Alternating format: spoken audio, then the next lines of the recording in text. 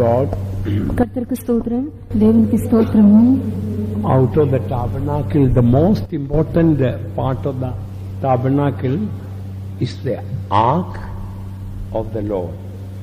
ஆசரிப்பு கூடாரத்தின் மிகவும் முக்கிய பகுதியாக காணப்படுவது தேவனுடைய உடன்படிக்கை பெட்டியாகும். ప్రత్యక్షపు గుడారం అంతట్లో కూడా ప్రాముఖ్యమైనటువంటిది మందసము. Let us turn to Exodus chapter 25 verse 10. யாத்ராகமம் 25ஆம் அதிகாரம் 10ஆம் வசனம். నిర్గమకాండము 25వ అధ్యాయము 10వ వాక్యము. சீத்தி மரத்தினால் ஒரு பெட்டியை பண்ண கடவர்கள். அதன் நீளம் 2.5 முழமும் அதன் அகலம் 1.5 முழமும் அதன் உயரம் 1.5 முழமுமாய் இருப்பதாக. And they shall make an ark of shittim wood. 2 cubits and a half shall be the length thereof, and a cubit and a half the breadth thereof, and a cubit and a half the height thereof. So here, the first thing that God asked to make was the ark of the covenant. ஆகவே தேவன் செய்யும்படியாக கட்டளையிட்ட முதலாவது காரியம் என்னவென்றால் உடன்படிக்கை பெட்டியாகும். చేయవలనని చెప్పి దేవుడు ఆజ్ఞాపించినటువంటి మొట్టమొదటి కార్యమే మందసము. If the tabernacle is taken as our life, this is like our heart. இந்த ஆசரிப்பு கூடாரம் நம்முடைய ஜீவியத்திற்கு நிழலாட்டமாக எடுத்துக்கொள்ளப்படும் என்றால் உடன்படிக்கை பெட்டி நம்முடைய இருதயத்தை குறிக்கிறதா இருக்கிறது. ఈ యొక్క ప్రత్యక్షపు గుడారమును మన యొక్క జీవితమునకు సాదృశ్యంగా మనం తీసుకున్నట్లయితే మందసం అన్నటువంటిది మన యొక్క హృదయమును సూచించున్నది. So when God asked to prepare the tabernacle, first he didn't ask to make the fence, he didn't ask to make the gate or anything. First God told to make the ark. ஆகவே ஆசரிப்பு கூடாரத்தை உண்டாக்கும்படியாக தேவன் கட்டளையிட்ட போது அவர் முதலாவதாக அதற்கேற்றதான வேலியையோ அல்லது வாசலையோ உண்டாக்கும்படியாக சொல்லாமல் முதலாவதாக உடன்படிக்கை பெட்டியை தான் உண்டாக்க வேண்டும் என்று கூறினார். ప్రత్యక్షపు గుడారమును నిర్మించమని చెప్పి దేవుడు ఆజ్ఞాపించినప్పుడు దాని ఆవరణముకి కంచెయో ద్వారమునో చేయమని ప్రభు చెప్పలేదు గాని నీవు మందసమును తయారు చేయమని ప్రభు సెలవిచ్చి ఉన్నాడు. Normally, if you are making a big palace, very expensive palace, first you will make the fence around and gate, lock, proper locking of the gate. First you do that. உதாரணமாக சாதாரணமாக நாம் ஒரு அரண்மனையை கட்டுவோம் என்றால் அதிகமாக பணத்தை செலவழித்து விலை உயர்ந்த ஒரு கட்டடத்தை விதமாக எழுப்புவோம் என்றால் முதலாவதாக அதற்கு தேவையான ஒரு சுற்றடைப்பு அல்லது ஒரு வேலியை உண்டாக்கி அதற்கேற்றதான வாசல்களையும் வைத்து அந்த வாசலை பூட்டுவதற்கான சகல காரியங்களையும் பாதுகாப்பையும் எல்லாம் ஒழுங்கு செய்த பின்புதான் மற்ற வேலைகளை நாம் நடத்துவோம். కావున మనము చాలా విలువైనటువంటి అధికంగా డబ్బు మనం ఖర్చు పెట్టి ఒక భవనంలో లేక అంతఃపురంలో కట్టవాలని ప్రయాసపడినప్పుడు దానికి చుట్టూ కూడా కాపుదలగా ఒక కంచెను తలుపును తాళమును అన్ని కూడా మొట్టమొదటిగా సిద్ధం చేతుము. We are the temple of God. நாம் தான் தேவனுடைய ஆலயமாய் இருக்கிறோம். మనమే దేవుని యొక్క ఆలయమై ఉన్నాము. So God is first concerned about our heart. ஆகவே முதலாவதாக தேவன் நம்முடைய இருதயத்தை குறித்துதான் கருத்துள்ளவராய் இருக்கிறார். కావున మొట్టమొదటిగా దేవుడు మన యొక్క హృదయమును గూర్చే పట్టింపు గలవాడై ఉన్నాడు. They shall make an ark of shittim wood. சித்தி மரத்தினால் அவர்கள் ஒரு பெட்டியை உண்டாக்குவார்களாக. వారు తుమ్మకర్రతో ఒక మందసము చేయవలెను. So God is concerned how the heart is being prepared. ஆகவே இருதயம் எவ்விதமாக ஆயத்தமாக்கப்படுகிறது என்பதை குறித்து தேவன் மிகவும் கரிசனை உள்ளவராய் இருக்கிறார். కావున మన యొక్క హృదయము ఎలాగను సిద్ధపరచబడుచున్నది అని చెప్పి ప్రభు చాలా పట్టింపు గలవాడై ఉన్నాడు. Everything that we do, God is looking at the state of our heart. நாம் செய்கிறதான எல்லாவற்றிலேயும் நம்முடைய இருதயத்தின் நிலைவரம் எவ்விதமாக இருக்கிறது என்பதையும் தேவன் காண்கிறார். మనము చేయనటువంటి ప్రతి కార్యమందును మన హృదయం యొక్క స్థితి ఎలాగున్నదని ప్రభు చూచున్నాడు. All those who came this morning 4 o'clock praising, hands up. இன்று காலை 4 மணி ஜெபத்திற்கு ஸ்தோத்திர ஜெபத்திற்கு வந்ததான எல்லாரும் கை உயர்த்துங்கள். 4 గంటల స్తోత్ర ప్రార్థనకు వచ్చిన వారందరూ కూడా చేతులు పైకెత్తుడి. Put the hands down. கை கீழே கொடுங்கள். Some of us are coming because we are forced to come. நம்மில் சிலர் நாம் வர வேண்டும் என்று வற்புறுத்தப்படுகிறபடியினால் தான் வருகிறோம். మనలో కొంతమంది మనం స్తోత్ర ప్రార్థనకు రావాలని బలవంతం చేయబట్టని బట్టి వచ్చున్నాము. If there is nobody to look at us and watch us, we may not. நம்மை கண்டு நம்மை இந்த விஷயத்திலே நம்மேல் பொறுப்பாயிருந்து நம்மை காண்பதற்கு யாரும் இல்லை என்றால் நாம் வரமாட்டோம். మనల్ని పట్టించుకొని బలవంతం చేయవారు ఎవరు కూడా లేకుండా ఉండినట్లయితే మనం రాకుండా నిలిచిపోదుము. But some of us are delighting, waiting to go to the presence of God to praise God. ஆனால் நம்மில் சிலர் நாம் தேவனை துதிக்கும்படியாக எப்போது அவருடைய சமூகத்துக்கு நாம் போவோம் என்கிறதான விஷயத்தில் மிகவும் உற்சாகம் உள்ளவர்களாய் அதற்கென்ற ஆவலோடு காத்து கொண்டிருக்கிறவர்களாய் காணப்படுகிறோம். ఆయనను దేవుని యొక్క సన్నిధికి వెళ్లి ఉత్సాహంగా దేవునికి స్తోత్రం చేయవాలని చెప్పి కొందరు చాలా ఆకాంక్షతో కనిపెట్టుచూ ఉందరు. Same way the 6 o'clock prayers. அதுபோலவே 6 மணி ஜெபமும் கூட. అలాగనే 6 గంటల ప్రార్థనయు. Some of you may be coming with a joyful heart. I want to go and worship my Lord. உங்களில் சிலர் மிகவும் சந்தோஷமும் மகிழ்ச்சியும் நிறைந்ததான் ஒரு இருதயத்தோடு நான் போய் என்னுடைய தேவனை ஆராதிக்க வேண்டும் என்று தொழுது கொள்ள வேண்டும் என்று சொல்லி இந்த இடத்திற்கு வரக்கூடியவர்களாக இருப்பீர்கள். కొందరైతే చాలా సంతోషం గల హృదయంతో నేను దేవుని ఎప్పుడు ఆరాధించదునని చెప్పి ఉత్సాహంగా వచ్చేదరు. Some others may be, if nobody is watching me, I would like to sleep all through that time also. That may be some of the thoughts. ஆனால் இன்னும் சிலருக்கு ஒருவேளை என்னை ஒருவரும் பார்க்கவில்லை என்றால் நான் இன்னும் சற்று நேரம் தூங்கட்டும் என்று சொல்லி విధமாக நினைத்து தூங்குகிறவர்களாயும் காணப்படலாம். మరి కొందరైతే నన్ను ఎవరు కూడా చూచట్లేదు కదా కొంతసేపు కూడా నిద్రపోనిమ్మని చెప్పి ఆ సమయం అంతా కూడా నిద్రపోట్లో గడుపుదురు. Look at the importance of the ark. This verse 10 we read, they shall make an ark. நாம் வாசித்ததான இந்த 10ஆம் வசனத்தில் இந்த உடன்படிக்கை பெட்டிக்கு கொடுக்கப்படுகிறதான முக்கியத்துவத்தை பாருங்கள். அவர்கள் ஒரு பெட்டியை பண்ணுவார்களாக. 10వ వాక్యమందు ఇక మందసమును కీబడినటువంటి ప్రాముఖ్యతను చూడుడి. వారు ఒక మందసమును చేయవలెను. All these other things what we read, thou shalt make. மற்ற எல்லா పనిముట్టుகளையும் குறித்து நீ అவைகளை ఉండాకువాయాக என்று சொல்லப்படுகிறது. మిగిలినటువంటి ఉపకరణములన్నిటిని గురించి కూడా నీవు వాటిని చేయవాలని చెప్పి వ్రాయబడెను. So regarding this, others have to make the ark, all other things you have to make the other things. ஆனால் உடன்படிக்கை பெட்டியை பொறுத்தவரையில் அவர்கள் அந்த பெட்டியை பண்ண கடவர்கள், மற்றவர்கள் பண்ண கடவர்கள் என்று சொல்லப்படுகிறது. ஆனால் மற்ற பணிமுட்டுகளை குறித்தோ நீ அவைகளை செய்ய கடவா என்று சொல்லப்படுகிறது. ఈ యొక్క మందసమును గూర్చి మాత్రమే వారు అనగా ఇతరులు దాన్ని చేయవాలని చెప్పి వ్రాయబడెను. మిగిలినటువంటి ఉపకరణములన్నిటిని గూర్చి నీవు వాటిని చేయవాలని చెప్పి వ్రాయబడి ఉన్నది. For example, regarding this table, what we read, thou shalt make, verse 23. 23ஆம் வசனத்தில் உதாரணமாக சமூகத்தப்ப மேஜை குறித்து நாம் என்ன வாசிக்கிறோம்? நீ அதை பண்ண கடவாய். ఉదాహరణముగా బల్లను గూర్చి 23వ వాక్యమందు నీవు ఒక బల్ల చేయవలని వ్రాయబడెను. Read and verse 28. 28ஆம் வசனம். 28వ వాక్యము. Verse 31. 31ஆம் வசனம். 31వ వాక్యము. So, like that, all other things when we read, it says, thou shalt make it. But when it came to the ark, they shall make it.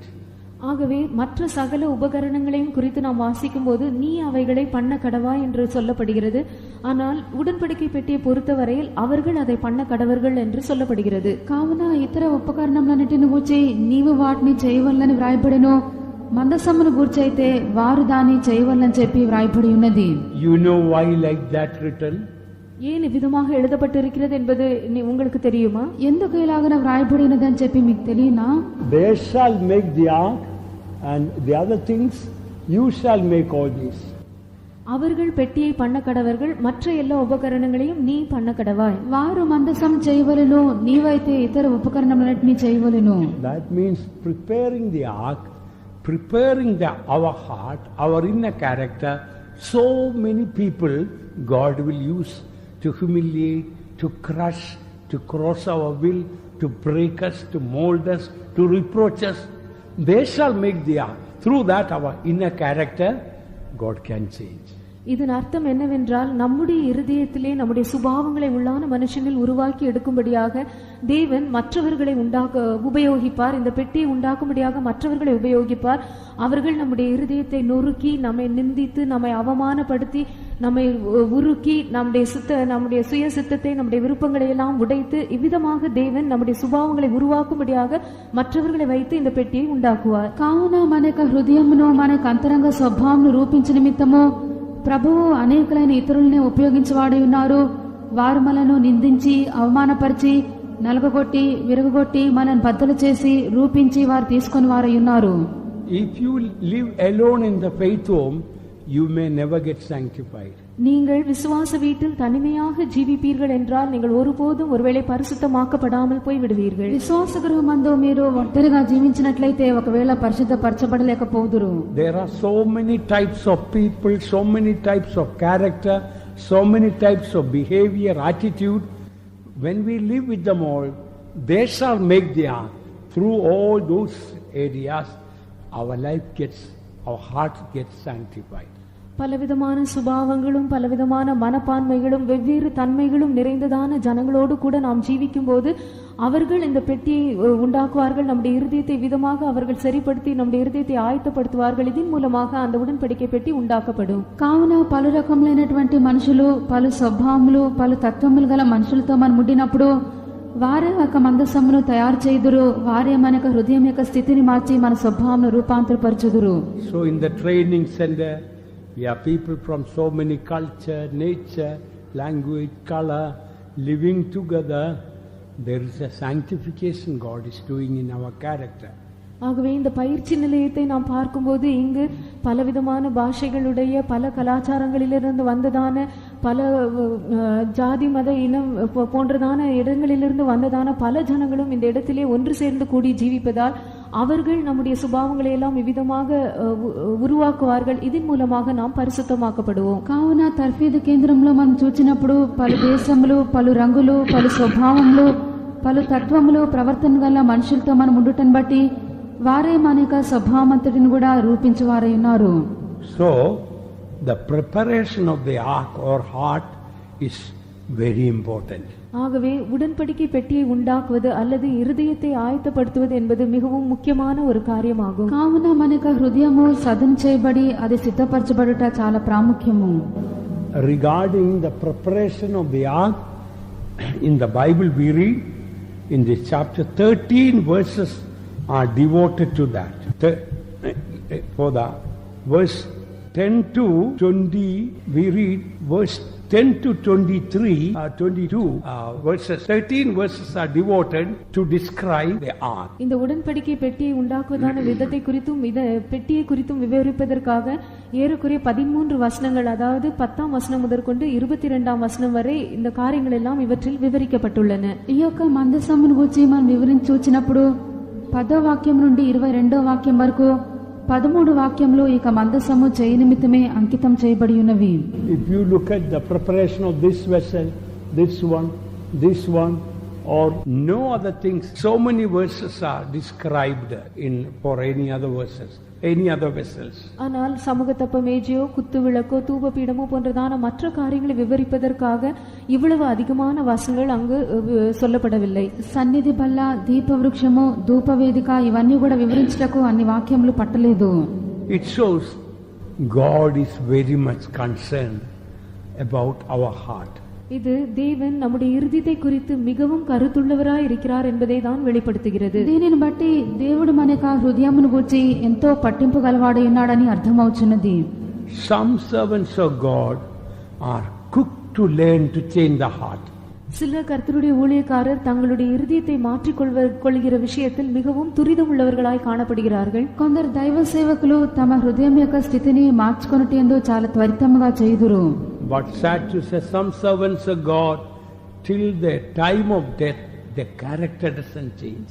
ஆனால் வருந்தத்தக்க காரியம் என்னவென்றால் சில ஊழியக்காரருடைய விஷயத்தில் அவர்களுடைய மரண நேரம் வரையும் அவர்களுடைய சுபாவங்கள் மாற்றப்படுவதே இல்லை. అయినను ఒక దుఃఖకరమైన విషయము, కొందరు దైవ సేవకులు తమ మరణవంతం వరకు తమ స్వభావమును మార్చుకొనుటలేదు. Anger, irritation, shouting, quarreling, yelling, till death. Some servants of God have no victory over it.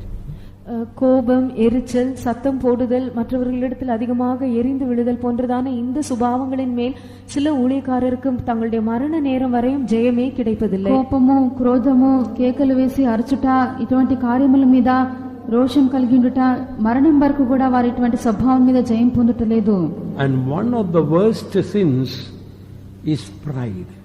இவைகளில் மிகவும் பயங்கரமான ஒரு பாவம் என்னவென்றால் பெருமையாகும். వీటన్నిటిలో చాలా మోసకరమైనటువంటి పాపమే గర్వము. When we look at this ark, இந்த உடன்படிக்கை பெட்டியை நாம் கவனிக்கும் போது ఈ యొక్క మందసమును మనం చూచినప్పుడు humility is all over displayed. இந்த எல்லா இடத்தையும் நாம் பார்க்கும்போது தாழ்மைதான் வெளிப்படுகிறது. ఈ యొక్క స్థలం అంతట్లో కూడా తగ్గింపునే మనం చూడగలము. This ark is made empty inside. There is ark was empty inside. இந்த உடன்படிக்கை பெட்டி உள்ளாக வெறுமையாய் காலியாய் காணப்பட்டது. ఈ యొక్క మందసము లోపల ఖాళీగా గుల్లగా చేయబడెను.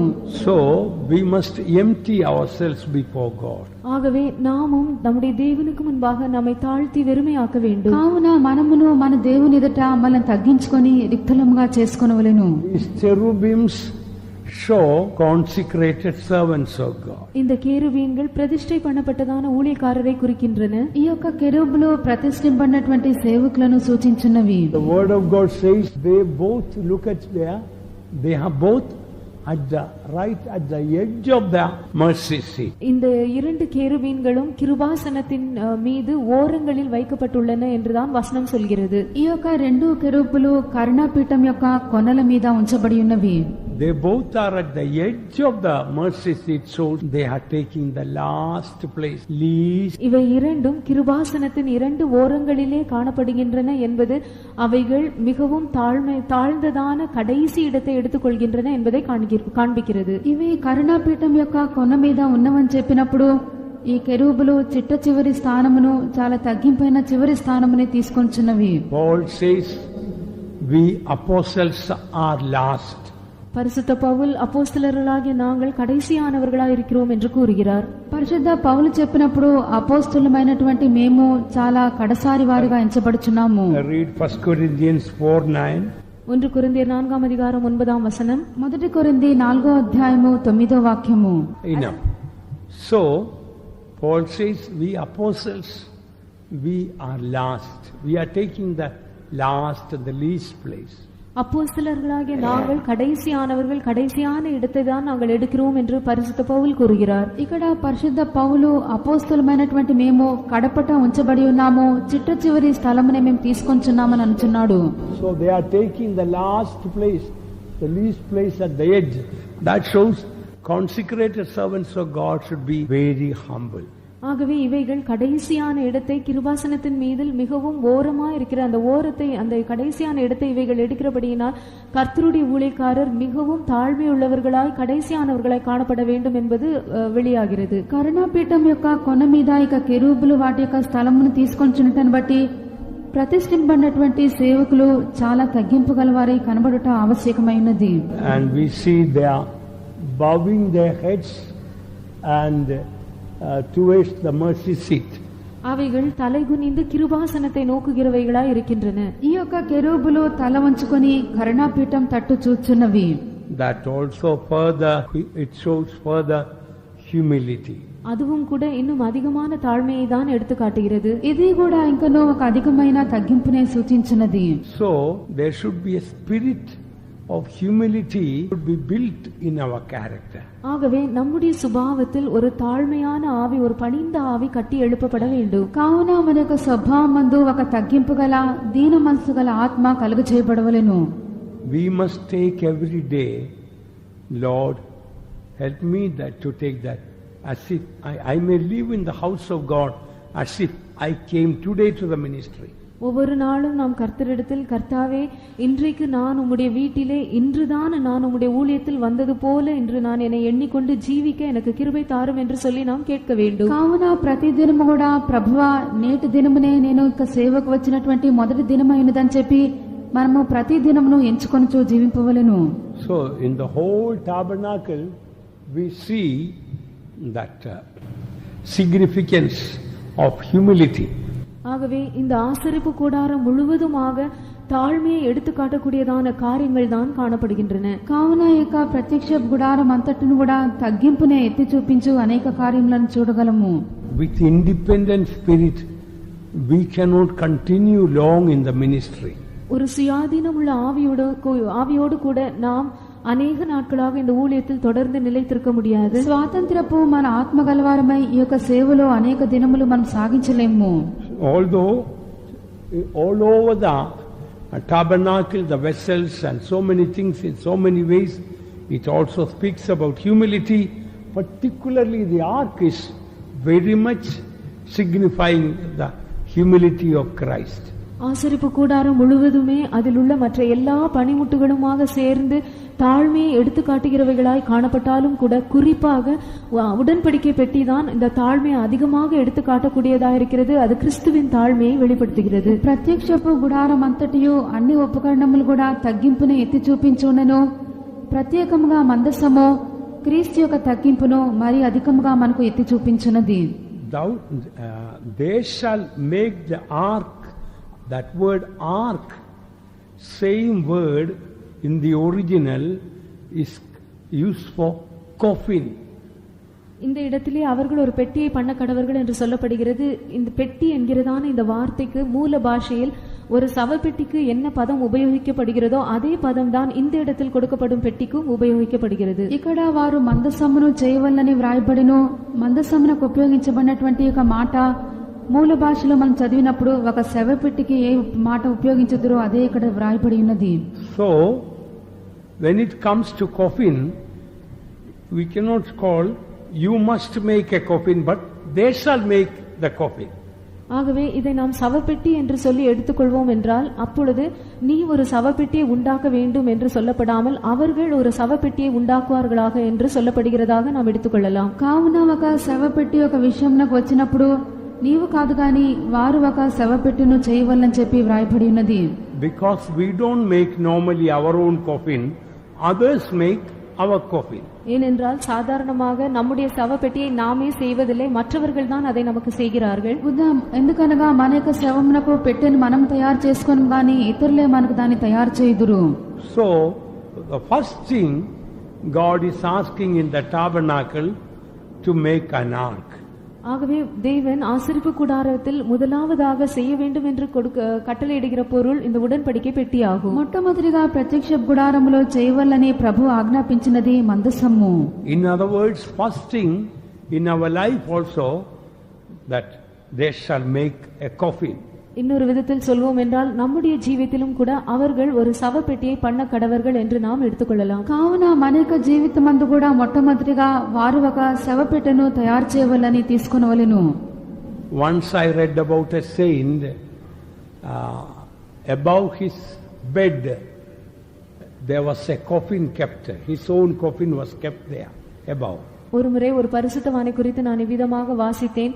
தான் படுக்கிறதான அந்த படுக்கைக்கு மேலாக தன்னுடைய சொந்த சவப்பெட்டி மேலே வைக்கப்பட்டிருந்ததாக நான் வாசித்திருக்கிறேன். ఒక పరిశుద్ధుని గురించి నేను చదివి ఉన్నాను. ఆయన పండుకున్నటువంటి పడక పైన అతని యొక్క శవపెట్టి పెట్టబడి ఉన్నది. He wanted to remind himself, one day I have to be put in the coffin and to be buried. ஒரு நாள் நான் இந்த சவப்பெட்டியில் வைத்து அடக்கம் பண்ணப்பட வேண்டும் என்கிறதான அந்த காரியத்தை குறித்து தனக்கு தானே எப்போதும் ஞாபகப்படுத்திக் கொள்ள அவர் விரும்பினார். ఒక దినమున నేను చనిపోయి ఇక శవపెట్టిలో నేను పెట్టబడుదునని చెప్పి ప్రతి దినం కూడా దాన్ని జ్ఞాపకం చేసుకున్నట్లుగా అది ఉంచబడి ఉన్నది. So every day, this shows every day we must take it as our last day. இது எதை காண்பிக்கிறது என்றால் ஒவ்வொரு நாளையும் நம்முடைய கடைசி நாளாக நாம் எண்ண வேண்டும் என்பதை காண்பிக்கிறது. దీనిని బట్టి ప్రతి దినము కూడా ఇదే మన యొక్క చివరి దినం అని చెప్పి మనం ఎంచుకొనవలెను. Please read Psalm 39 verse 4. 39ஆம் சங்கீதம் 4ஆம் வசனம். 39వ కీర్తన 4వ వాక్యము. See, it doesn't say make me to know the measure of my years, but measure of my days. என் வருஷங்களின் அளவு இவ்வளவு என்பதை எனக்கு தெரியும் என்று சொல்லப்படாமல் என் நாட்களின் அளவு இவ்வளவு என்பதை எனக்கு தெரியும் என்றுதான் சொல்லப்படுகிறது. నా యొక్క సంవత్సరముల ప్రమాణము ఎంతైనదని తెలుపుమని కాదు, నా దినముల ప్రమాణము ఎంతైనదని నాకు తెలుపుమని అంటున్నాడు. So God wants us that every day we may take it as last day, so that we may live in the best way. ஆகையால் நாம் மிகவும் சிறந்த விதத்தில் ஜீவிக்கும்படியாக ஒவ்வொரு நாளையும் நம்முடைய கடைசி நாளாக நாம் எண்ண வேண்டும் என்றுதான் தேவன் நம்மை குறித்து விரும்புகிறார். కావున మనము ఒక చక్కటి శ్రేష్టమైన జీవితం చేయుటకు ప్రతిదినం కూడా ఇదే మన యొక్క చివరి దినమని ఎంచుకొనుటకు ప్రభు మనకు సహాయం చేయవలెను. The same thing speaks again in Psalm 90 verse 12. இதே காரியம் மறுபடியுமாக 90ஆம் சங்கீதம் 12ஆம் வசனத்திலும் சொல்லப்படுகிறது. ఈ యొక్క కార్యమునే మనము 90వ కీర్తన 12వ వాక్యంలో చదువుచున్నాము. நாங்கள் ஞான இருதயமுள்ளவர்களாகும்படி எங்கள் நாட்களை எண்ணும் அறிவை எங்களுக்கு போதித் தரணும். So teach us to number our days that we may apply our hearts unto wisdom. So if our hearts have to apply unto wisdom, teach us to number our days, not years or months or weeks, but days. ஆகவே நாம் ஞான இருதயம் உள்ளவர்கள் ஆக வேண்டும் என்றால் எங்கள் நாட்களே எண்ணும் அறிவை எங்களுக்கு போதித்தருளும் என்று சொல்லப்படுகிறது. வருஷங்களையோ மாதங்களையோ வாரங்களை குறித்தல்ல, நாட்களை எண்ணும் அறிவை எங்களுக்கு போதித்தருளும் என்றுதான் சொல்லப்படுகிறது. మాకు జ్ఞాన హృదయము కలుగునట్లుగా మా దినములు లెక్కించుటకు మాకు నేర్పము. సంవత్సరములో, నెలలో, వారములో కాదు గాని మనకు దినములు లెక్కించుటకు మనం నేర్చుకునవలెను. The same word here used, ark, the same word is used in Genesis chapter 50 verse 36 or 26 as coffin. இந்த இடத்திலே பெட்டி என்று உபயோகிக்கப்படுகிறதான அந்த பதத்திற்கு உபயோகிக்கப்பட்ட அதே வார்த்தை தான் ஆதியாகமம் 50ஆம் அதிகாரம் 26ஆம் வசனத்தில் உபயோகிக்கப்பட்ட சவப்பெட்டிக்கும் பயன்படுத்தப்படுகிறது. ఇక్కడ మందసమునకు ఉపయోగించబడినటువంటి ఆ యొక్క పదమే ఆదికాండము 50వ అధ్యాయము 26వ వాక్యమందు శవం ఉంచినటువంటి పెట్టిగా వ్రాయబడి ఉన్నది.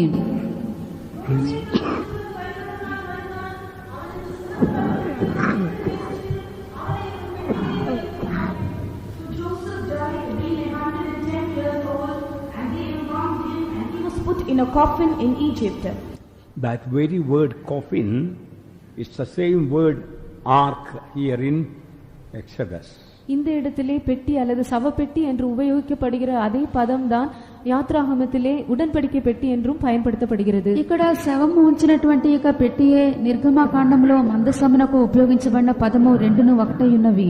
So interestingly, when people of Israel were going as a procession to Canaan, Ark of the Covenant was in the front and Joseph's coffin they were carrying somewhere behind. ஆகவே இஸ்ரவேல் ஜனங்கள் கானான் தேசத்தை நோக்கி அவர்கள் ஒரு ஊர்வலமாக பிரயாணப்பட்டு புறப்பட்ட போது உடன்படிக்கை பெட்டி அவர்களுக்கு முன்பாக சென்றது, யோசேப்பின் சவப்பெட்டி அவர்களுக்கு பின்பாக சென்றது. కావున ఇశ్రాయేలు ప్రజలందరూ కనాను దేశం వైపునకు వారు ప్రయాణమై ఊరేగింపుగా వెళ్ళుచున్నప్పుడు మందసము వారికి ముందుగా వెళ్ళుచుండెను, యోసేపు యొక్క శవపెట్టియు వారికి వెనుక వచ్చుచూ ఉండెను.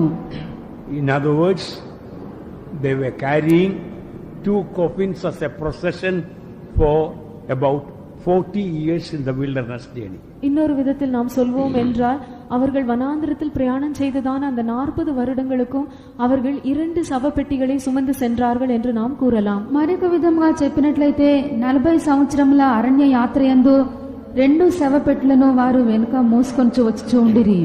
So what we need to know is that this is the wilderness journey is a type of our spiritual journey to heaven.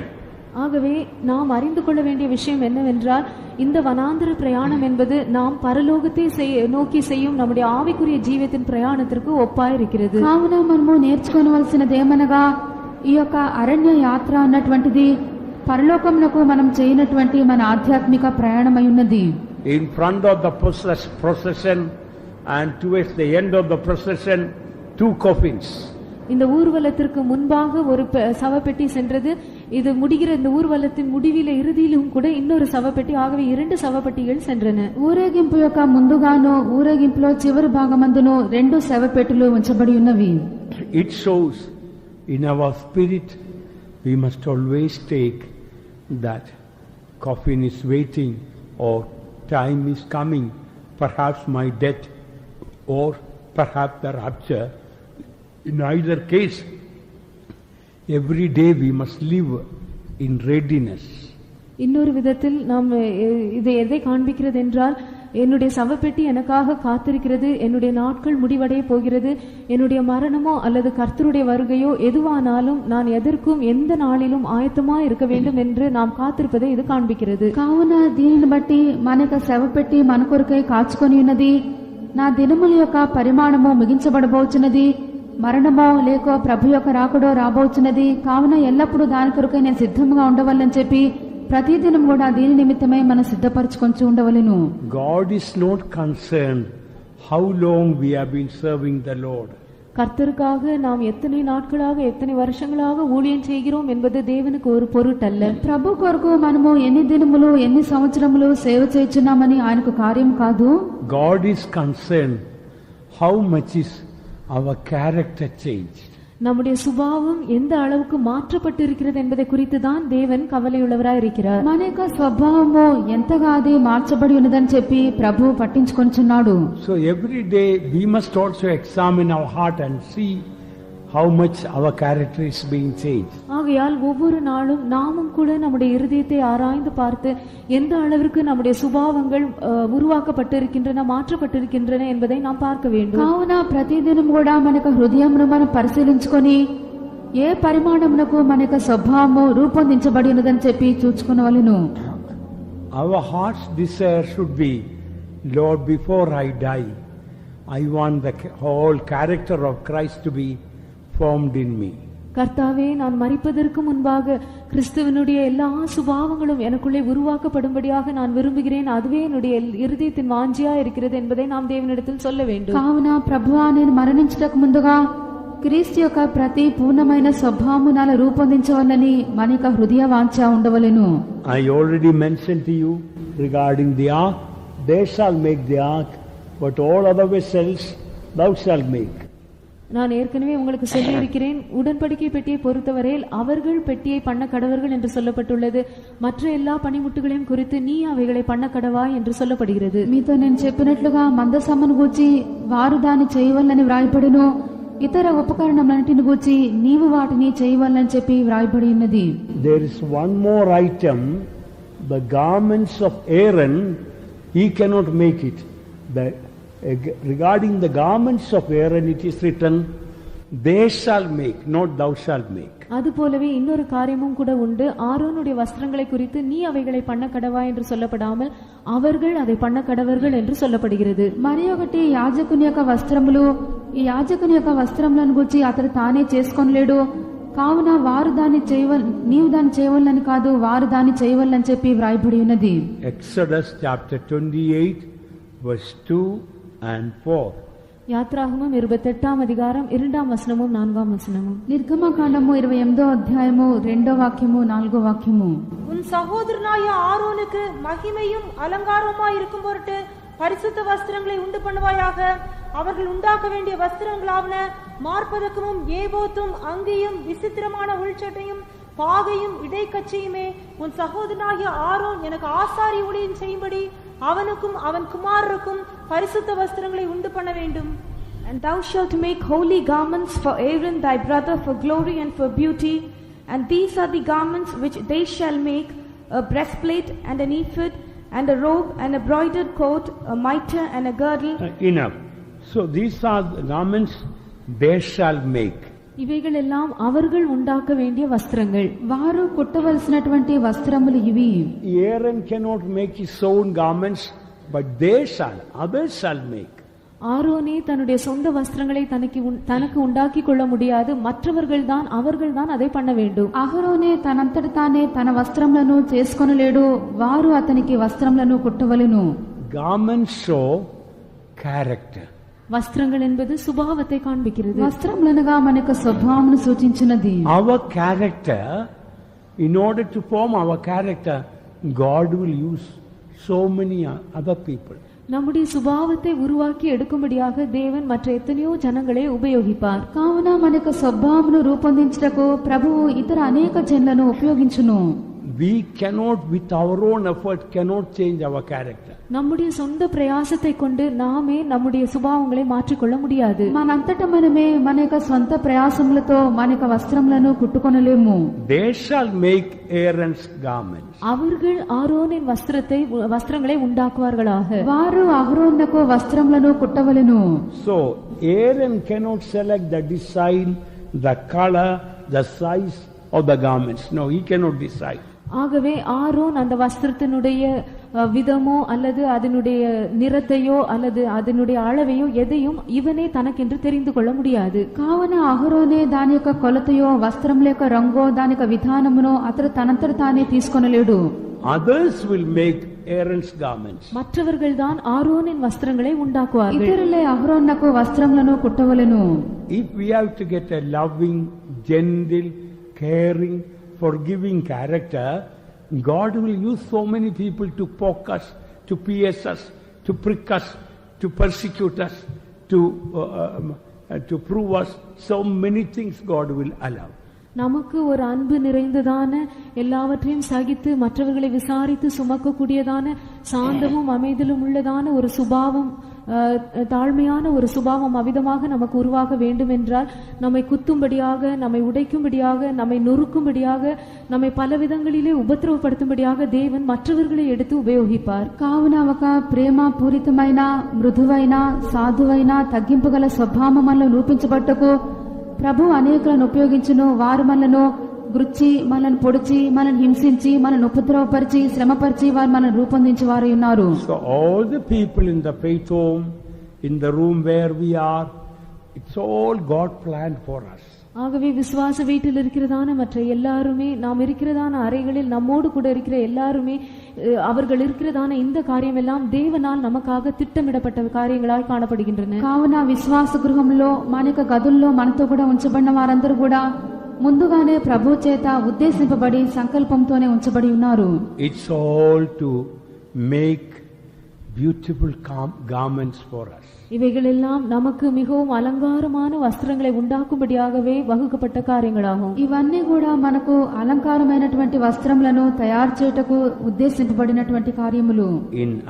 In Psalm 45 we read about the bridal garment, how beautiful it is. 45ஆம் சங்கீதத்தில் மணவாட்டிக்குரியதான வஸ்திரத்தை குறித்து வாசிக்கிறோம். அது எவ்வளவு அழகு வாய்ந்த ஒரு வஸ்திரமாய் இருக்கிறது என்பதை காண்கிறோம். 45వ కీర్తన యందు పెండ్లి కుమార్తె యొక్క వస్త్రమును గురించి మనం చదువుచున్నాము. అది ఎంతో సౌందర్యం గలది. See how she is brought to the king. அவள் ராஜாவின் இடத்தில் எவ்விதமாக கொண்டு வரப்படுகிறாள் என்பதை பாருங்கள். రాజునొద్దకు ఆమె ఏలాగున తీసుకొని రాబడుచున్నదని చూడుడి. Please read verse 13 and 14. I said Psalm 45 verse 13 and 14. 45ஆம் சங்கீதம் 13 14 வசனங்கள். 45వ కీర్తన 13 14 వాక్యములు. ராஜகுமாரத்தி உள்ளாக பூர்ண மகிமையுள்ளவள், அவள் உடை பொற்சரிகையாயிருக்கிறது.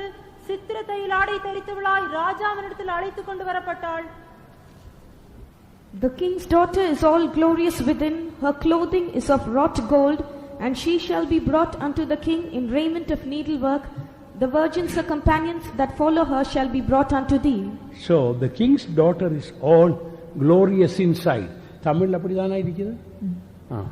రాజకుమారతి உள்ளாக పూర్ణ మహిమయుడయవள். రాజకుమార్తె అంతఃపురంలో లేక ఆంతర్యమందు కేవలము మహిమ గలది. Her clothing is not ordinary gold but wrought gold. அவளுடைய உடை சாதாரண பொன்னினால் செய்யப்பட்டதல்ல, பொற்சரிகையை கொண்டு செய்யப்பட்டதான ஒரு வஸ்திரமா இருக்கிறது. தமிழ்ல எப்படி எழுதியிருக்கிறது? பொற்சரிகை. பொற்சரிகை. சரி. కావున ఆమె యొక్క వస్త్రము సాధారణమైనటువంటి బంగారం కాదు, సాగొట్టబడినటువంటి బంగారు బుట్టా పని అయి ఉన్నది. So wrought gold means the gold that is beaten and beaten and beaten and beaten and made it so smooth by beating.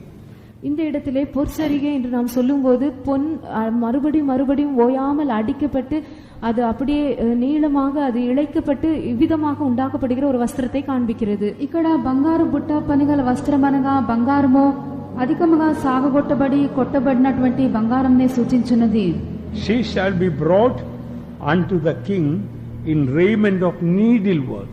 சித்திரை தையலாடை தரித்தவளாய் அவள் ராஜாவின் இடத்தில் கொண்டு வரப்படுவாள். విచిత్రమైనటువంటి సూది పని గల వస్త్రములను ధరించుకొని రాజునొద్దకు ఆమె తీసుకొని రాబడుచున్నది. You know the clothes made of needlework, knitting. சித்திரை தையலாடை கொண்டதான வஸ்திரங்களை குறித்து நீங்கள் அறிந்திருக்கிறீர்கள். విచిత్రమైన సూది పని గల వస్త్రములను మీరు ఎరిగి ఉన్నారు. So many times needles goes through. That is the way the garment of needlework is made. ஊசியினால் எத்தனையோ முறை மறுபடியுமாக குத்தப்பட்டுதான் கடைசியாக இந்த சித்திரை தையலாடை உருவாக்கப்படுகிறது. సూదితో అనేక సార్లు గుచ్చి తీయబడిన పిమ్మటే విచిత్రమైన పనిగల వస్త్రము చేయబడుచున్నది. There may be some people like needles in the faith home. விசுவாச வீட்டிலே ஊசியை போல காணப்படுகிற சில ஜனங்கள் இருக்கலாம். విశ్వాస గృహమందు సూది వలె కనబడు అనేక జనులు ఉండవచ్చును. So God is allowing them to pierce you, prick you, so that a beautiful divine character may be made out of that. But when people are piercing you, you raise the hood like a cobra and try to hit, character won't be changed. உங்களை அதிகமாக உங்களுடைய சுபாவத்தை மிகவும் அழகிய திவ்ய சுபாவமாக உருவாக்கி அதை மாற்றும்படியாக தான் உங்களை குத்தும்படியாக தேவன் பல ஜனங்களை எடுத்து உபயோகிப்பார். ஆனால் அவர்களை விதமாக உங்களை குத்தும் போது நீங்கள் அதற்கு விரோதமாக எதிர்த்து நின்று ஒரு நல்ல பாம்பை போல உங்கள் தலையை உயர்த்துவீர்கள் என்றால் அப்பொழுது இந்த சுபாவம் உங்களுக்குள்ளே உருவாக்கப்பட முடியாது. మీలో దైవికమైనటువంటి స్వభావములు రూపించబడి నిమిత్తము ప్రభు అనేకుల ద్వారా గుచ్చి మిమ్మల్ని పొడిచి రూపించి ఉండును. అయితే వారు మిమ్మలను పొడిచి రూపించి ఉన్నప్పుడు త్రాసుపాంబలే మీకు పడగను పైకి విప్పినట్లయితే ఈ యొక్క స్వభావం మీలో రూపించబడలేదు. So first they shall make an ark. ஆகவே முதலாவதாக அவர்கள் ஒரு பெட்டியை பண்ண கடவர்கள். కావున మొదటిగా ఒక మందసమును వారు చేయవలెను. This ark, as in the earlier studies I told, first it is a type of Christ. இதற்கு முன்பு கொடுத்த வேத பாடங்களில் நான் சொன்னது போல இந்த உடன்படிக்கை பெட்டி முதலாவதாக கிறிஸ்துவுக்கு நிழலாட்டமாய் இருக்கிறது. ముందుగా చెప్పినటువంటి నేను వేద పట్టణంలో ఈ యొక్క మందసము క్రీస్తునకు సూచన ఉన్నది. Inside and outside all covered with gold. உள்ளும் புறம்புமாக அது முற்றிலும் பொன்னினால் மூடப்பட்டதா இருக்கிறது. లోపలను వెలుపలను అది మేలిం బంగారం చేత పొదిగింపబడిను. Gold shows the divinity and the deity of Christ. பொன் என்பது கிறிஸ்துவினுடைய தெய்வீகத்தையும் அவருடைய தேவத்துவத்தையும் காண்பிக்கிறது. ఈ యొక్క బంగారం అని చెప్పినప్పుడు క్రీస్తు యొక్క దైవికమును ఆయన యొక్క దేవత్వమును సూచించున్నది. Inside and outside we should have the divine character, divine nature. உள்ளும் புறம்புமாக நாம் இந்த திவ்ய சுபாவங்களை பெற்றவர்களாய் காணப்பட வேண்டும். లోపలను వెలుపటను కూడా ఇటువంటి దైవికమైన స్వభావములను గుణములను మనం పొందిన వారు ఉండవలెను. And this ark is made of shittim wood. இந்த உடன்படிக்கை பெட்டி சீத்தி மரத்தினால் செய்யப்பட்டது. మందసము తుమ్మకర్రతో చేయబడిను. When we read about the shittim wood, it is a jungle tree grown in the jungles of Palestine. சீத்தி மரத்தை குறித்து நாம் வாசிக்கும் போது அது பலஸ்தீனாவில் உள்ளதான அடர்ந்த காடுகளின் இடையே வளர்கிறதான ஒரு மரம் என்று நாம் அறிந்திருக்கிறோம். ఈ యొక్క తుమ్మ చెట్టును చూచినప్పుడు అది ఒక అడవి చెట్టు పాలస్తీనాలో ఉన్నటువంటి భూముల యందు ఎదుగునటువంటి చెట్టు ఉన్నది. That tree is full of thorns. இந்த மரம் முழுவதுமாக முட்களால் நிறைந்திருக்கிறது. ఈ యొక్క చెట్టు పూర్తిగా ముళ్ళులతో ఉన్నది. And very dark in color also. கருத்த நிறமுடையதாயும் காணப்படுகிறது. గాఢమైన రంగు గలది. So this shittim wood shows our human nature. ஆகவே இந்த சித்தி மரம் என்பது நம்முடைய மனுஷீக தன்மையை காண்பிக்கிறது. కావున ఇక తుమ్మకర్ర అని చెప్పినది మనక మనుష్య గుణమును చూపించినది. It also shows Christ in the human body. அது கிறிஸ்து எவ்விதமாக மனுஷ அவதாரம் கொண்டார் என்பதையும் காண்பிக்கிறது. ఇది క్రీస్తు ఎలాగున మనుషావతారం ఎత్తియున్నాడో సూచించున్నది. Although Christ was in human body, he never showed the human failures and weaknesses through his life. கிறிஸ்து ஒரு மனுஷ சரீரத்தில் காணப்பட்டாலும் கூட மனுஷீகமாக இருக்கிறதான பலவிதமான தோல்விகள் பலவீனங்கள் போன்ற எந்த காரியத்தையும் தன்னுடைய ஜீவியத்தில் அவர் வெளிப்படுத்தவே இல்லை. క్రీస్తు ఒక మనుష్య శరీరమందు కనబడుచున్నను మనుషునికున్నటువంటి అపజయములో లేక బలహీనతలో ఏది కూడా ఆయన బయటకు చూపించలేదు. Similarly, although we are in human body, we should not show the human sins through our life.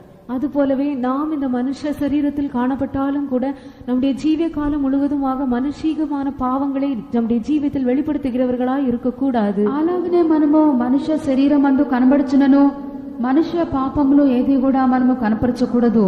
And the city mood was covered inside and outside with gold. Our human nature should be covered with divine nature, so that human nature will not be seen, only divine nature. இந்த சித்தி மரம் உள்ளும் புறமுமாக எவ்விதமாக பொன்னினால் முழுவதுமாய் மூடப்பட்டிருந்ததோ அதுபோலவே நாமும் கூட முழுவதுமாக தேவனுடைய திவ்ய சுபாவங்களினால் நிரப்பப்பட்டவர்களாய் இருக்க வேண்டும். நம்முடைய மனுஷிக சுபாவங்கள் ஒன்றுமே வெளியே காணப்படக்கூடாது. ఈ యొక్క తుమ్మకర్ర లోపల్లో వెలుపటంతా కూడా బంగారం చేత పొదిగింపబడి ఉన్నది. కావున మనక మనుష్య స్వభావములు దైవికమైన స్వభావములతో పొదిగింపబడవలెను. అప్పుడు బయటకు మనం చూచినప్పుడు దైవిక స్వభావములే కనపరచబడును. Many things with the city mood, the staves, the ark and the table, and there are so many other things, but one beauty that we find there, nowhere the wood is seen, all covered with metals. சீத்தி மரத்தினால் செய்யப்பட்ட இன்னும் அநேக பொருட்களும் அந்த இடத்தில் உண்டு. தண்டுகள், மேஜை போன்றதான காரியங்களும் சீத்தி மரத்தினால் செய்யப்பட்டுள்ளன. ஆனால் அழகான ஒரு காரியம் என்னவென்றால் எந்த இடத்திலும் சீத்தி மரம் காணப்படுவதே இல்லை. எல்லா இடங்களிலும் இந்த சீத்தி மரம் உலோகங்களால் பொன்னினால் பதிக்கப்பட்டதாய் காணப்படுகிறது. ఈ యొక్క తుమ్మకర్రను మనం చూచినప్పుడు అనేక చోట్ల అది ఉపయోగింపబడి ఉన్నది. మోతకర్రలు, బల్ల, మిగిలిన అనేకములు దీంతో చేయబడి ఉన్నవి. ఆయనను ఎక్కడ కూడా తుమ్మకర్రను అలాగనే మనం చూచట్లేదు. అది కొన్ని లోహముల చేతను బంగారం చేతను పొదిగింపబడటం మాత్రమే మనం చూస్తున్నాము. We were once like this sittim tree. ஒரு காலத்தில் நாமும் கூட இந்த சித்தி மரத்தை போல்தான் காணப்பட்டோம். ఒకానొక కాలమందు మనం కూడా ఇక తుమ్మ చెట్టు వలె ఉంటిమి. Full of thorns, full of unsanctified nature, ugly nature. முழுவதுமாக நாம் முட்களால் நிறைந்தவர்களாய், பரிசுத்தமாக்கப்படாத அவலட்சணமான சுபாவங்களால் நிறைந்தவர்களாய் காணப்பட்டோம். పూర్తిగా ముండ్ల చేత మనం నింపబడి పరిశుద్ధపరచబడని వికారమైన స్వభావములు గలవారమై ఉంటిమి. As this tree was growing in the jungle, we had also like a wild jungle nature. இந்த மரமானது எவ்விதமாக காட்டிலே வளர்ந்து வந்ததோ அதுபோலவே நாமும் கூட நம்முடைய ஜீவியத்தில் துஷ்டமான பொல்லாத சுபாவங்கள் உடையவர்களாய் காணப்பட்டோம். ఈ యొక్క చెట్టు ఎలాగున అడవుల్లో పెరుగుచూ వచ్చెనో అలాగనే మనమును దుష్టమైన అడవి స్వభావము గలవారమై ఉంటిమి. But thank God, Jesus cut us out of the jungle and brought us to the house of God, cleaned all those, got rid of all the thorns and cut to the right size and kept us in the house of God. ஆனால் இயேசுவோ நம்மை அந்த காட்டிலிருந்து வெட்டி எடுத்து நம்மை தேவனுடைய வீட்டிற்கு கொண்டு வந்து எல்லா முட்களையும் நம்மை விட்டு அகற்றிவிட்டு நம்மை சரியான அளவிற்கு தேவன் வெட்டி எடுத்து தேவனுடைய வீட்டிலே வைத்திருக்கிறபடியினால் அவருக்கு ஸ்தோத்திரம். ఆయనను యేసు మనను ఆ యొక్క అడవి చెట్టు నుండి మనను నరికి తీసుకొని వచ్చి దేవుని యొక్క ఇంటిలో ఆ యొక్క ముండ్లన్నీ కూడా అనవసరమైన భాగములను ప్రభువు కోసివేసి సరైనటువంటి కొలత పరిమాణములకు మళ్ళీ నరికి ఉంచినందుకై దేవునికి స్తోత్రము. God cut us to the right size and so many areas God cut us. எத்தனையோ நம்முடைய ஜீவியத்தின் எத்தனையோ பகுதிகளிலே தேவன் சரியான அளவுக்கு நம்மை வெட்டி எடுத்தார். ఎన్నో భాగములందు ప్రభు మన జీవితంలో సరైన కొలతకు పరిమాణమునకు ప్రభు మనను కోసి ఉన్నాడు. Now the thorns are not seen. இப்பொழுது முட்கள் காணப்படுவதில்லை. ఇప్పుడు దాని మీద ముండ్లు కనబడటలేదు. Even the wood is not seen, all covered with pure gold. மரமும் கூட காணப்படுவதில்லை. எல்லாமே பசும் பொன்னினால் மூடப்பட்டிருக்கின்றன. ఆ యొక్క కర్ర కూడా కనబడట్లేదు. పూర్తిగా బంగారం చేత కప్పబడి ఉన్నవి. As God brought us to the house of God, no more our human nature, worldly nature, sinful nature should be seen in us. தேவன் நம்மை தம்முடைய வீட்டிற்கு கொண்டு வந்திருக்கிறபடியினால் இனி ஒருபோதும் எந்த மனுஷிக சுபாவமும் உலகத்துக்குரியதான எந்த சுபாவமும் காரியமும் நம்மில் காணப்படவே கூடாது. దేవుడు మనను తనకి ఇంటిలోనికి తోడుకొని వచ్చి ఉన్నాడు గనుక ఇక మన యొక్క జీవితంలో మనుష్య స్వభావంలో లోక స్వభావంలో ఏది కూడా కనబడరాదు. Now we are separated from the jungle, we are separated from the world and our family and our people, and we are in the house of God. இப்பொழுது நாம் அந்த காட்டிலிருந்து வேறு பிரிக்கப்பட்டு, உலகத்திலிருந்து வேறு பிரிக்கப்பட்டு, நம்முடைய சொந்த வீடு ஜனத்திலிருந்து வேறு பிரிக்கப்பட்டு தேவனுடைய வீட்டிலே வைக்கப்பட்டிருக்கிறோம். ఎప్పుడైతే ఆ అడవి నుండి మనం వేరు చేయబడి ఉన్నామో, మన యొక్క సొంత కుటుంబము, దేశము, జనుల యొద్ద నుండి మనం ప్రత్యేకించబడి వేరు చేయబడి తీసుకొని వచ్చబడి ఉన్నాము. So we servants of God should not keep any attachment to our family, kith and kin. ஆகையால் கர்த்தருடைய ஊழியக்காரராயிருக்கிற நாம் நம்முடைய குடும்பத்தாரோடு, உற்றார் உறவினரோடு எந்த விதமான பாசமோ எந்த விதமான தொடர்பையோ நாம் வைத்திருக்க கூடாது. కావున దైవ సేవకులమైనటువంటి మనము మన యొక్క కుటుంబం వారితోనో బంధు జనములతోనో ఎట్టి సంబంధం మనం ఉంచుకోకూడదు. Now let us come back to Exodus chapter 25. Now let us read verse 11. இப்பொழுது யாத்ராகமம் 25ஆம் அதிகாரம் 11ஆம் வசனத்தை வாசிப்போம். నిర్గమకాండము 25వ అధ్యాయము 11వ వాక్యం మనం చదివేదము. அதை எங்கும் பசுமண் தகட்டால் மூடுவாயாக. நீ அதன் உட்புறத்தையும் வெளிப்புறத்தையும் அதனால் மூடி அதன் மேல் சுற்றிலும் பொன்னினால் திறனை உண்டாக்கி. And thou shalt overlay it with pure gold, within and without shalt thou overlay it, and shalt make upon it a crown of gold round about. Now this crown of gold mentioned doesn't mean literally a crown of gold. இந்த இடத்திலே பொன் திறனை என்று சொல்லப்படுவது எழுத்து பிரகாரமாக ஒரு பொன் திறனையை காண்பிப்பதில்லை. ఇక్కడ ఒక బంగారు జవ మనం చూస్తున్నాము, అది అక్షర ప్రకారమైనటువంటి ఒక కిరీటం కాదు. Actually it is, can you see this edge? This edge is called, this edge is made of gold. So this edge all around is told crown of gold or edge of, made the all the four sides of the edge with gold. இந்த கிருபாசனத்தின் மீதிலே நாம் ஒரு சுற்றிலும் இருக்கிறதான் அந்த ஓரமான அந்த பகுதியை காண்கிறோம். அது பொன்னினால் செய்யப்பட்டிருக்கிறது. அதுதான் பொன் திறனை என்று அழைக்கப்படுகிறது. ఈ యొక్క కరుణాపీఠం మీద చుట్టూ కూడా మనము ఒక అంచును చూస్తున్నాము. ఆ యొక్క అంచు బంగారంతో చేయబడినది. అదే మనం ఇక్కడ బంగారు జవ లేక కిరీటం అని చూస్తున్నాము. There are few spiritual truths we can learn from this crown of gold. இந்த பொன் திறனையிலிருந்து நாம் கற்றுக்கொள்ளக்கூடிய சில ஆவிக்குரிய சத்தியங்கள் உண்டு. బంగారు జవ నుండి మనం నేర్చుకొంచున్నటువంటి అనేక ఆత్మీయ సత్యములు కలవు. This crown of gold here is made, that shows the work of the ark was finished with making the edge. இந்த பொன் திறனையை அந்த உடன்படிக்கை பெட்டிக்கு உண்டாக்குவதன் மூலமாக அந்த உடன்படிக்கை பெட்டியை பற்றி நாம் செய்ய வேண்டியதான சகல வேலைகளும் முடிந்து விட்டது என்பதை அது காண்பிக்கிறது. ఈ యొక్క నిబంధన మందసకు మనం జవను చేయటం బట్టి ఈ యొక్క మందసంలో మనం చేయవలసినటువంటి పని అంతయు పూర్తి అయినదని చెప్పి మనకు తెలియవచ్చుచున్నది. Let me simplify and say this ark is like a box. இன்னும் எளிதாக சொல்ல வேண்டும் என்றால் இந்த உடன்படிக்கை பெட்டி ஒரு பெட்டியை போல் காணப்படுகிறது. సులువుగా చెప్పుదును, ఈ యొక్క మందసం ఒక పెట్టి వలె ఉన్నది.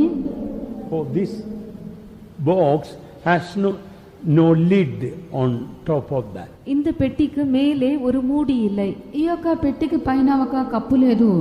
And that lid is the mercy seat. The one that is, you see, it is another part of in the ark. அந்த மூடிதான் கிருபாசனமாய் காணப்படுகிறது. அது உடன்படிக்கை பெட்டியின் இன்னொரு பகுதியாய் காணப்படுகிறது. ఆ యొక్క పైకప్పే మనం కరుణాపీఠం అంటున్నాము, అది నిబంధన మందసంలో మరి ఒక భాగము. In other words, this mercy seat can be called the golden lid that was to cover the ark, cover the box. இன்னொரு விதத்தில் சொல்வோம் என்றால் இந்த கிருபாசனம் தான் அந்த பெட்டியை மூடுவதற்காக உபயோகிக்கப்பட்ட பொன்னினால் செய்யப்பட்ட மூடி ஆகும். మరొక రీతిలో ఈ యొక్క కరుణాపీఠం అన్నటువంటిది మందసం మీద ఉంచబడిన బంగారపు మూత అని మనం చూడగలము. So the purpose of this edge is that if there is no edge like that, the crown, no, if you put the lid, any shaking, the lid can slip off from the box. ஆகவே இந்த திறனையை உண்டாக்குவதின் நோக்கம் என்னவென்றால் இந்த திறனை இல்லாமல் வெறும் மூடியை மாத்திரம் அந்த உடன்படிக்கை பெட்டியின் மேல் வைத்து மூடுவோம் என்றால் ஒருவேளை பெட்டி ஏதாவது ஒரு இடத்தில் அசைந்து குலுங்கும் என்றால் அந்த மூடி பெட்டியிலிருந்து கீழே தவறி விழுவதற்கு தருணம் உண்டு. ఈ యొక్క జవను చేయుటకు కారణమేదనగా జవ లేకుండా మన ఊరికే మూత వేసినట్లయితే పెట్టి కదల్చబడినప్పుడు ఒకవేళ మూత కింద పడిపోటకు అవకాశం ఉండును. So the crown of gold, the edge shows the work of the ark finished. ஆகவே ஓரத்தில் வைக்கப்பட்டதான அந்த திரணை, அந்த பொன் திரணை என்பது பெட்டிக்குரியதான சகல வேலைகளும் முடிந்து விட்டது என்பதை காண்பிக்கிறது. కావున నిబంధన మందసం యొక్క పై అంచున చేయబడినటువంటి జవ దానిలో చేయబడవలసినటువంటి పని పూర్తి అయినదని చెప్పి మనకు తెలియపరుచున్నది. This crown will help the mercy seat to be secured on top of the ark without sliding away or slipping away. இந்த திறனையானது அந்த கிருபாசனம் பெட்டியின் மீதிலே உறுதியாய் நிற்கும்படியாக, பெட்டியை விட்டு எந்த காரணத்தை கொண்டும் தவறி கீழே விழுந்து விடாதபடிக்கு அதன் மேல் உறுதியாய் நிற்கும்படியாக இந்த திறனை அதற்கு உதவி செய்கிறது. కావున ఈ యొక్క జవ పైన ఉంచబడినటువంటి కరుణాపీఠమైన మూత క్రింద పడకుండాట్లు లేక జారిపోకుండాట్లు దాన్ని కాపాడుచున్నట్టుగా ఉంచబడి ఉన్నది. So what is the spiritual meaning of that?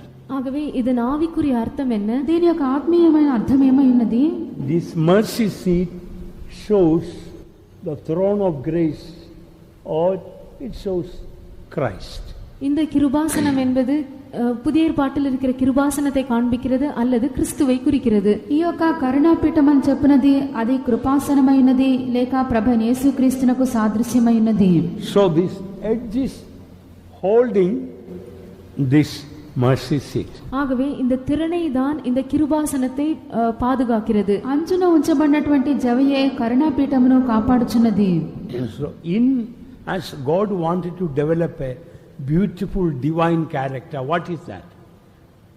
ஆகவே தேவன் நமக்குள்ளே மிகவும் அழகிய திவ்ய சுபாவத்தை உருவாக்க வேண்டும் என்று விரும்புகிறாரே, அது என்ன? దేవుడు మన యందు ఒక చాలా చక్కటి దైవికమైన స్వభావమును రూపించగోరుచున్నాడు. అది ఏమి?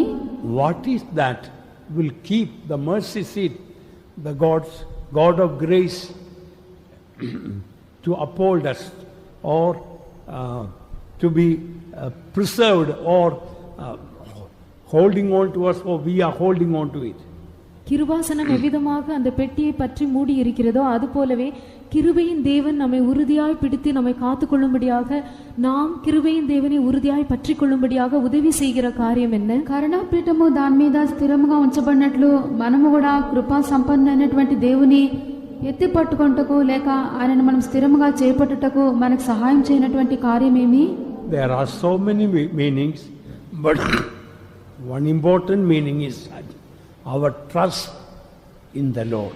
இதற்கு அநேக அர்த்தங்கள் உண்டு. ஆனால் அதில் மிகவும் முக்கியமான ஒரு அர்த்தம் என்னவென்றால் நம்முடைய நம்பிக்கை முழுவதுமாக கர்த்தர் மேலேயே இருக்க வேண்டும். దీనికి అనేక అర్థములు ఉన్నవి. ఆయనలో వాటిలో ఒకటి ఏమనగా మనకు పూర్తి నమ్మిక మన దేవుని మీదనే ఉండవలెను. This faith home life is a unique life. இந்த விசுவாச வீட்டின் ஜீவியம் என்பது அது நிகரற்ற ஒரு இணையற்ற ஜீவியமாகும். ఈ యొక్క విశ్వాస జీవితం అనేటువంటిది పోల్చబడని ప్రత్యేకమైన జీవితము. We don't have any salary. நமக்கு எந்த விதமான சம்பளமும் இல்லை. మనకు ఏ జీతము లేదు. We don't have any retirement pension. நமக்கு எந்த ஓய்வும் அதற்கு பின்பு கிடைக்கிற சம்பளமும் நமக்கு கிடையாது. మనకు విరామమో దాని తర్వాత మనకు పెన్షన్ దొరకదు. We don't keep any money in bank in our name. நம்முடைய பெயரிலே நாம் வங்கியிலே எந்த பணத்தையும் சேமித்து வைப்பதில்லை. మన పేరు మీద మనము బ్యాంకులో ఏ డబ్బులు కూడా ఉంచుకోము. In our own name we don't have any property. நம்முடைய சொந்த பெயரிலே நமக்கு எந்த விதமான சொத்தும் இல்லை. మన యొక్క పేరు మీద మనకు ఆస్తి సొత్తులేమీ కూడా లేవు. All we have is Jesus. நமக்கு இருப்பதெல்லாம் இயேசு மாத்திரம்தான். మనకు ఉన్నదంతా కూడా యేసే. So we don't have any trust even in our family members, in our home or anything. நம்முடைய குடும்பத்தாரிலேயோ நம்முடைய வீட்டின் மேலேயோ கூட நமக்கு எந்த விதமான நம்பிக்கையும் இல்லை. మన యొక్క కుటుంబస్తుల మీదనో మన ఇంటి మీదనో మనకు ఏ నమ్మిక లేదు. Please listen carefully about this crown of gold around this box. தயவு செய்து இந்த பெட்டியை சுற்றிலும் இருக்கிறதான இந்த பொன் திறனை குறித்து கவனமாக கேளுங்கள். మందసము చుట్టూ ఉన్నటువంటి యొక్క బంగారు జవను గురించి జాగ్రత్తగా వినుడి. It shows we have no one else to go to, no one else to hope to, no one else to trust, but only and always Jesus, our trust and hope and everything. நாம் செல்வதற்கோ, நாம் நம்பிக்கை வைப்பதற்கோ, நாம் சென்று ஒரு அடைக்கலம் என்று புகுவதற்கோ நமக்கு பூமியிலே இயேசு தவிர வேற ஒருவரும் இல்லை என்பதை இது காண்பிக்கிறது. நம்முடைய முழு நம்பிக்கையும், நம்முடைய எல்லா நம்பிக்கையும் పట్టుదலும் இயேசுவின் மேலே మాత్రம்தான் உண்டு. మనము వెళ్ళుటకో లేక ఆశ్రయించుటకో, నమ్మిక ఉంచుటకో, నిరీక్షణ ఉంచుటకో భూమి మీద మనకి ఎవరూ లేరు. మన యేసు మాత్రమే, ఆయన మీద మాత్రమే మనకు పూర్ణ నమ్మిక ఉంచి మనం చేపట్టవలెను. God created the whole universe out of nothing.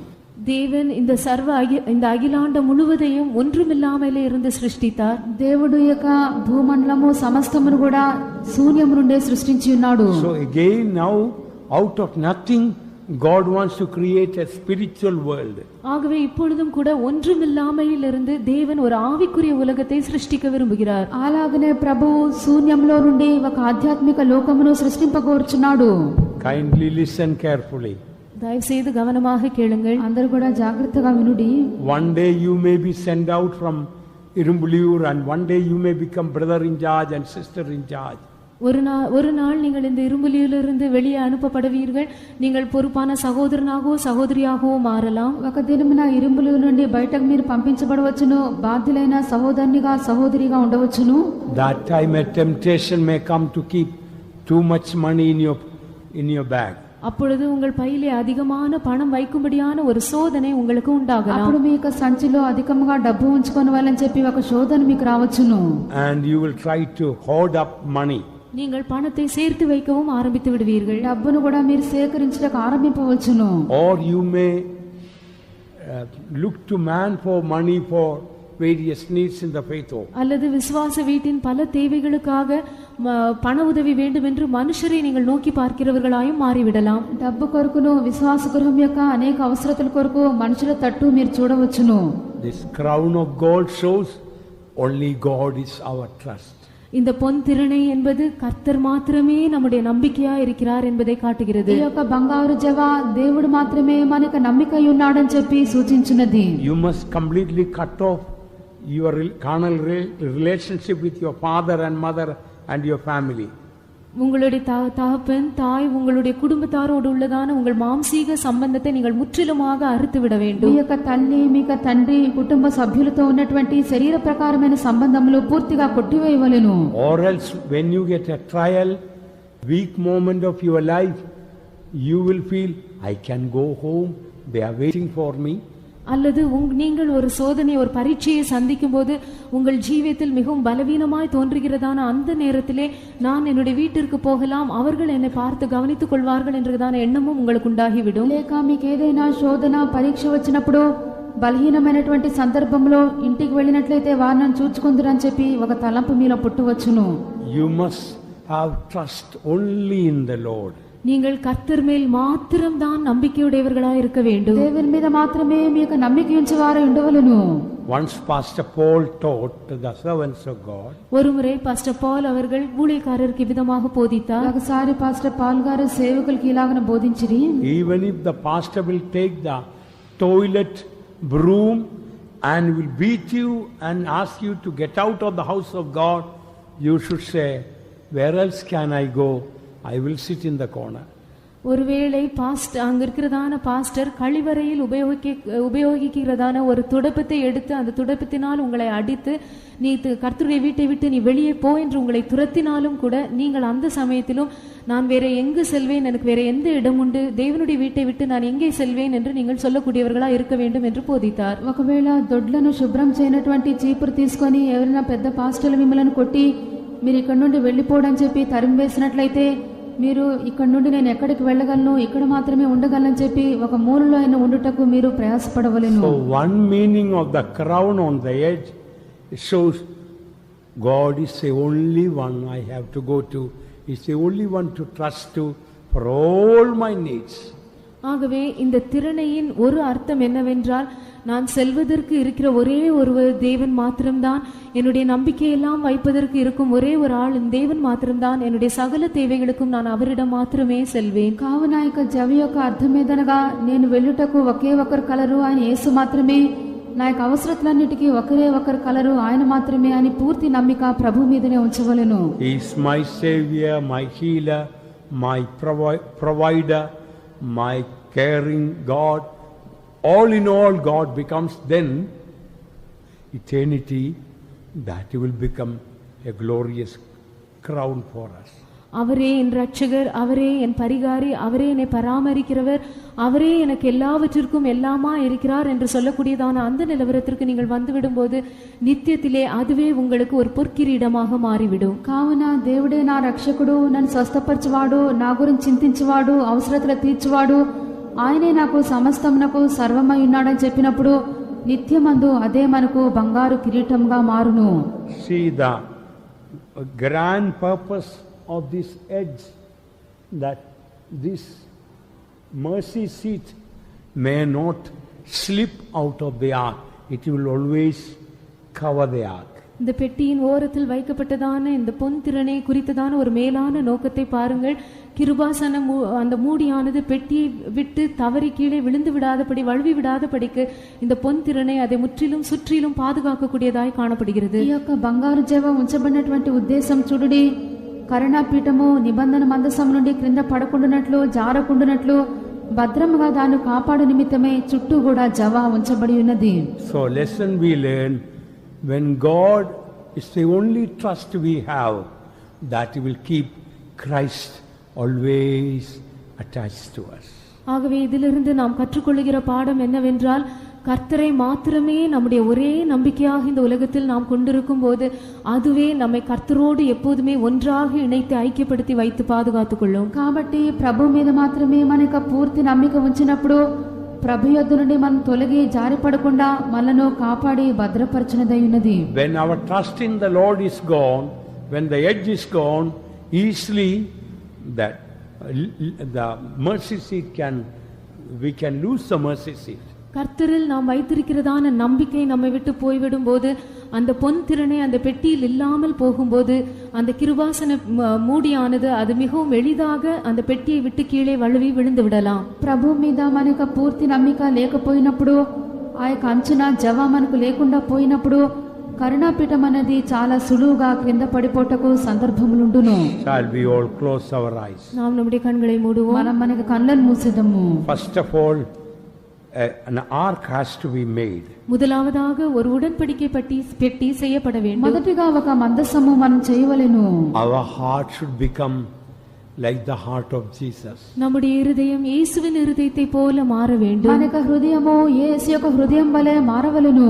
All the city mood, human nature should be covered, not only outwardly, inside also should be full of gold, divine nature.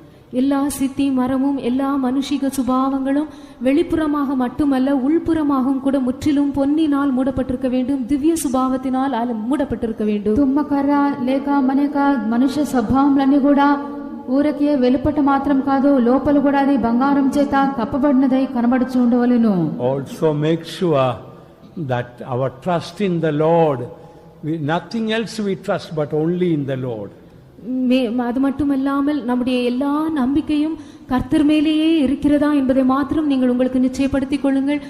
எந்த பொருளின் மேலும் வேற எந்த காரியத்தின் மேலும் இல்லாமல் நம்பிக்கை முழுவதும் கர்த்தர் பேரிலேயே இருக்க வேண்டும். ఇంకను మన యొక్క పూర్తి నమ్మిక దేవుని మీద మాత్రమే ఉన్నట్లుగా నిశ్చయపరచుకొనుడి.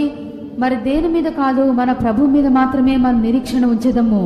You shall make the ark, not that you shall make the ark, but they shall make the ark. நீ உடன்படிக்கை பெட்டியை பண்ண வேண்டும் என்று அல்ல, அவர்கள் பெட்டியை பண்ண கடவர்கள். నీవు మందసము చేయవలని కాదు, వారే మందసమును చేయవలెను.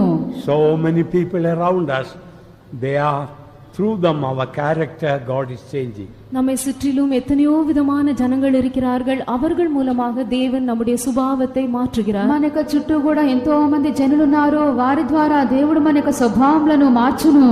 They shall make your garment, your character. அவர்கள் தான் உங்கள் வஸ்திரங்களை, உங்கள் சுபாவங்களை உண்டாக்குவார்கள். వారే నీ యొక్క వస్త్రములను, నీ యొక్క స్వభావములను వారు కుట్టవలెను. Let us all pray that God will change our character, make the character, our character like the character of Christ. Let us pray. கர்த்தர் தாமே நம்முடைய சுபாவங்களை எல்லாம் முற்றிலுமாக மாற்றும்படியாக கிறிஸ்துவின் சுபாவங்களுக்கு ஒப்பான சுபாவங்களாய் அவைகளை மறுரூபப்படுத்தும்படியாக நாம் எல்லாரும் ஜெபம் కావున దేవుడు మన యొక్క స్వభావములను కూడా పూర్తిగా మార్చినట్లుగాను అవి క్రీస్తు యొక్క స్వభావములుగా ఆయన మార్చినట్లుగా మనం కలిసి ప్రార్థించదము.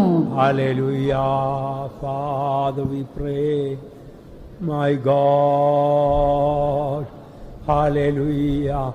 இயேசுவின் சுவாபமே நம்மெல்லுருவாக, இயேசுவின் சுவாபமே நம்மெல்லுருவாக, இந்த நேரமே தாழ்த்துவோம், அன்பின் ஆழத்திலே அனுதினம் செல்லுவோம், அன்பின் ஆழத்திலே அனுதினம் செல்லுவோம், மண்ணோர்க்கு நல் நிரூபமாகுவோம், மண்ணோர்க்கு நல் நிரூபமாகுவோம், இயேசுவின் சுவாபமே நம்மெல்லுருவாக, இயேசுவின் சுவாபமே நம்மெல்லுருவாக, இந்த நிரம்பி தாழ்த்துவோம், அன்பின் ஆழத்திலே அனுதினம் செல்லுவோம், அன்பின் ஆழத்திலே அனுதினம் செல்லுவோம், மண்ணோர்க்கு நல் நிரூபமாகுவோம், மண்ணோர்க்கு நல் நிரூபமாகுவோம், இயேசுவின் சுவாபமே நம்மெல்லுருவாக, இயேசுவின் சுவாபமே நம்மெல்லுருவாக, இந்த நிரம்பி தாழ்த்துவோம், இயேசுவின் சுவாபமே நம்மெல்லுருவாக, இயேசுவின் சுவாபமே நம்மெல்லுருவாக, இந்த நிரம்பி தாழ்த்துவோம், இயேசுவின் சுவாபமே நம்மெல்லுருவாக, இயேசுவின் சுவாபமே நம்மெல்லுருவாக, இந்த நிரம்பி தாழ்த்துவோம், இயேசுவின் சுவாபமே நம்மெல்லுருவாக, இயேசுவின் சுவாபமே நம்மெல்லுருவாக, இந்த நிரம்பி தாழ்த்துவோம்.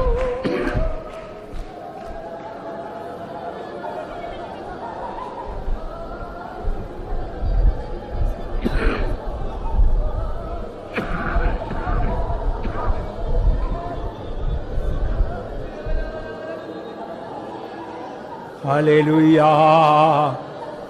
Hallelujah. Hallelujah. Hallelujah. Hallelujah. Praise the Lord. Praise the Lord. Praise the Lord. Praise the Lord. Hallelujah. സൃഷ്ടികർത്താവാം നീ ശൂന്യതയിൽ നിന്നും സൃഷ്ടിച്ചുവല്ലോ സർവവും. സൃഷ്ടികർത്താവാം നീ ശൂന്യതയിൽ നിന്നും സൃഷ്ടിച്ചുവല്ലോ സർവവും. ഏതുമില്ലാത്ത എന്നെയും നീ അനുരൂപനാക്കുന്നല്ലോ. ഏതുമില്ലാത്ത എന്നെയും നീ അനുരൂപനാക്കുന്നല്ലോ. സൃഷ്ടികർത്താവാം നീ ശൂന്യതയിൽ നിന്നും സൃഷ്ടിച്ചുവല്ലോ സർവവും. സൃഷ്ടികർത്താവാം നീ ശൂന്യതയിൽ നിന്നും സൃഷ്ടിച്ചുവല്ലോ സർവവും. ഏതുമില്ലാത്ത എന്നെയും നീ അനുരൂപനാക്കുന്നല്ലോ. ഏതുമില്ലാത്ത എന്നെയും നീ അനുരൂപനാക്കുന്നല്ലോ. ഏതുമില്ലാത്ത